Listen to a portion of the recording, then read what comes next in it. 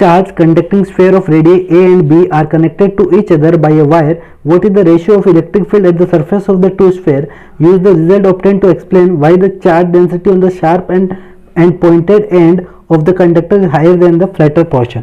Okay तो first क्या देखा अपने को, एक कंडक्टिंग स्फेयर है जिसका रेडियस a है, सेकंड कंडक्टिंग स्फेयर है जिसका रेडियस b है। अब दोनों अलग अलग रेडियस वाला है, ठीक है। अब इन दोनों को कनेक्ट किया बाय वायर, ठीक है। अब वायर से कनेक्ट किया, इसका मतलब क्या है, इसका मतलब दोनों का पोटेंशियल सेम हो जाएगा, क्योंकि वायर से कनेक्ट करने से क्या होगा, चार्ज फ्लो होगा, और चार्ज तब तक फ्लो होगा जब तक इनका पोटेंशियल सेम ना हो जाए। तो यहाँ पे potential of A is equal to क्या होगा, पोटेंशियल ऑफ बी होगा। तो चार्ज मान लेते हैं ए के ऊपर चार्ज क्यू ए है और बी के ऊपर क्यू बी है, ठीक है। यहाँ पे क्यू ए है और यहाँ पे क्यू बी है, तो पोटेंशियल तो इक्वली होगा, potential Q A V A is equal to V B होगा।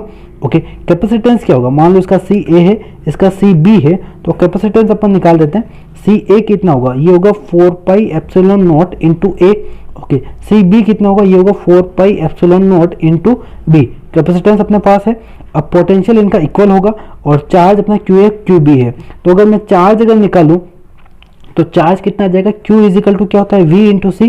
तो Q A is equal to क्या आ जाएगा, V A into C A, right. तो क्यू ए मेरा आ जाएगा वी ए इंटू सी ए, यानी 4 पाई एप्सिलॉन नॉट इंटू ए। ऐसे ही मैं चार्ज B निकालूं तो B के ऊपर चार्ज क्या आएगा, V B 4 pi epsilon not into B, right. अपने पास चार्ज भी आ गया। ओके हमें क्या पूछा है, इलेक्ट्रिक फील्ड का रेशियो पूछा है। तो इलेक्ट्रिक फील्ड एट ए क्या होगा, ये होता है k q by a square, right. Electric field A के सरफेस के ऊपर क्या होगा, के क्यू बाई ए स्क्वायर होता है, राइट। चार्ज कौन सा, ए का, तो के की वैल्यू होता है 1/4 पाई एप्सिलॉन नॉट। ओके तो अपने पास, और इलेक्ट्रिक फील्ड बी क्या होगा, बी होगा के Q B upon B square, ठीक है। हमें पूछा क्या है, electric field of A upon electric field of B.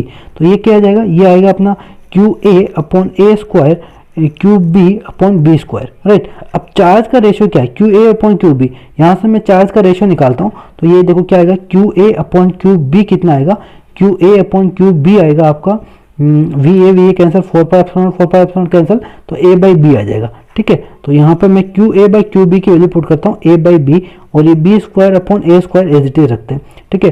तो ए कैंसिल हो जाएगा, बी बी कैंसिल हो जाएगा, तो आंसर क्या आ जाएगा, बी बाई ए आ जाएगा। यानी आपका इलेक्ट्रिक फील्ड का रेशियो क्या आएगा, ई ए अपॉन ई बी क्या आएगा, बी अपॉन ए।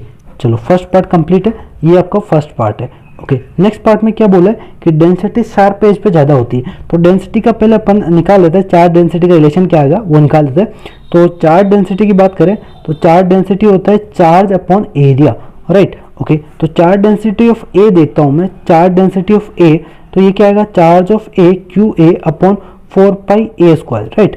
ओके तो क्यू ए कितना है अपना, ये है क्यू ए, तो ये अपना आ जाएगा V A 4 pi epsilon naught A upon 4 pi A square. तो ये क्या आ जाएगा, V A epsilon 4 pi epsilon naught रहेगा अपॉन ए आ जाएगा। ऐसे ही चार्ज डेंसिटी ऑफ बी देखूंगा तो ये क्या आएगा, V B epsilon naught upon B आ जाएगा, राइट। तो अपने पास चार्ज डेंसिटी आ गया।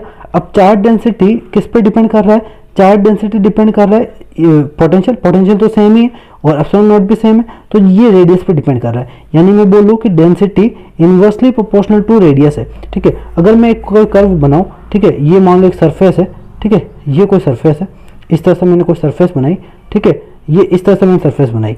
अब जो कोई ये पॉइंट देखो आप और ये पॉइंट देखो, इन दोनों पॉइंट में डिफरेंस क्या है। अब यहाँ पे चार्ज डेंसिटी और यहाँ पे चार्ज डेंसिटी डिफरेंट होगी, क्योंकि यहाँ पे जो कर्व बन रहा है ना, ये जो कर्व बन रहा है, ये एक सरफेस बना है मैंने कंडक्टिंग सरफेस, यहाँ पे जो कर्व बन रहा है उसका जो रेडियस अपन निकालेंगे ना, तो वो मान लो ए है और यहाँ पे जो रेडियस आएगी वो मान लो बी है। तो यहाँ पे साफ दिख रहा है कि B is less than A.